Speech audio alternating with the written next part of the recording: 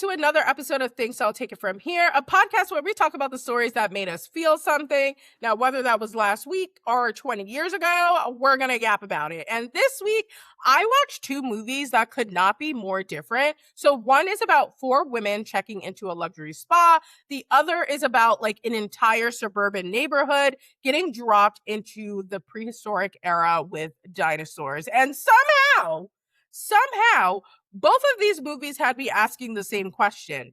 Why do these people keep going outside?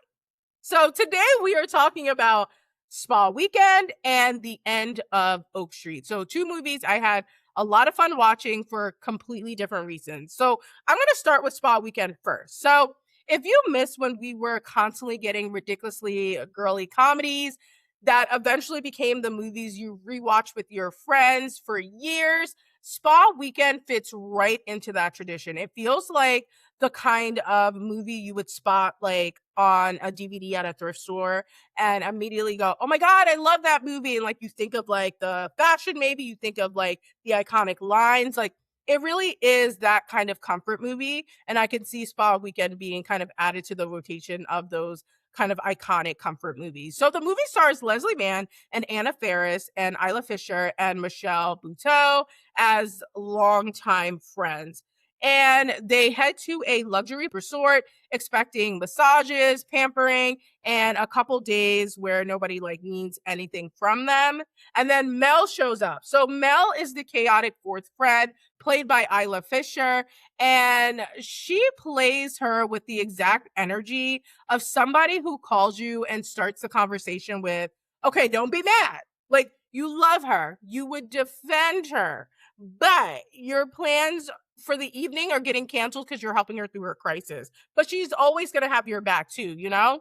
But for me, the cast is what makes this movie really work. Leslie Mann, Anna Faris, Isla Fisher, Michelle Buteau actually feel like women who have known each other long enough to know exactly which nerve to hit, to know what someone's thinking without saying it. Like the banter sometimes feels less like actresses performing and more like you accidentally got seated too close to like another table at brunch and now you know who's getting divorced, who cannot stand somebody's boyfriend, and what happened on a girls trip like 15 years ago, and like you're just seated, like you can't leave, like you need to sit there and get all the tea. But the chemistry in this movie is so good between them. So the story really does follow like that familiar comfort comedy formula, but I don't necessarily think that's a bad thing. I know some people find comfort movies a bit predictable, but I think that's part of why they're comfort movies. Like you're not putting on the house bunny hoping to get psychologically destabilized. You know what I'm saying? Sometimes I just want like funny women, friendship drama, cute clothes, questionable decisions, and a story that eventually reminds me of why these people love each other. And I do wish some of the comedy in the film went even bigger, but because like this cast can absolutely handle it. But overall, like I had such a good time with this movie. And if Bridesmaids or Bad Moms and Bride Wars are already in your rotation, Spa Weekend is probably like right up your alley. It's a girls' night comedy type of vibe.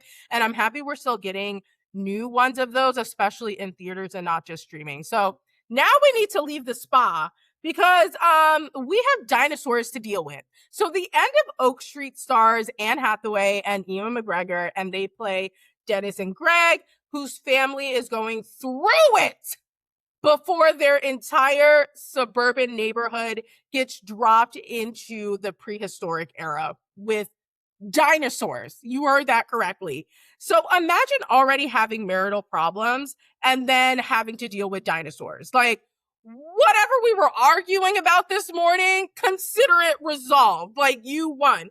We have bigger problems to deal with. And my favorite thing about the End of Oak Street is that these people are not scientists or dinosaur experts. They're just suburban people. Like, one minute, your biggest concern is your marriage falling apart and whatever your neighbor's doing across the street. And then the next minute, there's a dinosaur in the neighborhood. And now everybody just has to, you know, figure it out. Like the normal family perspective is what makes this movie fun for me. It has that like old school setup where you take ordinary people, drop them somewhere completely ridiculous, and then just tell them to survive it. And the dinosaurs actually feel dangerous in this movie. Like, although I do need to talk about one dinosaur moment that was absolutely insane and I was not prepared for, because in the middle of all of the running and screaming, we suddenly get two dinosaurs having sex against a house. And Greg, played by Ewan McGregor, stops to take a picture. Like, sir, there are dinosaurs actively trying to kill people, and this is when you decided we needed a photo?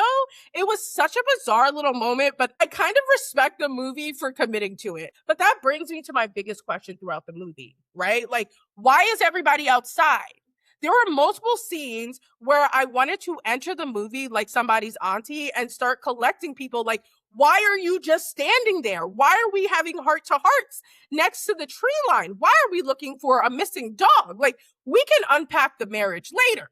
The dinosaurs do not care that you finally learned to communicate. Like, the end of Oak Street reminded me of how much I miss movies with a great premise and then they just run with it. I want more movies that are allowed to just be their own thing.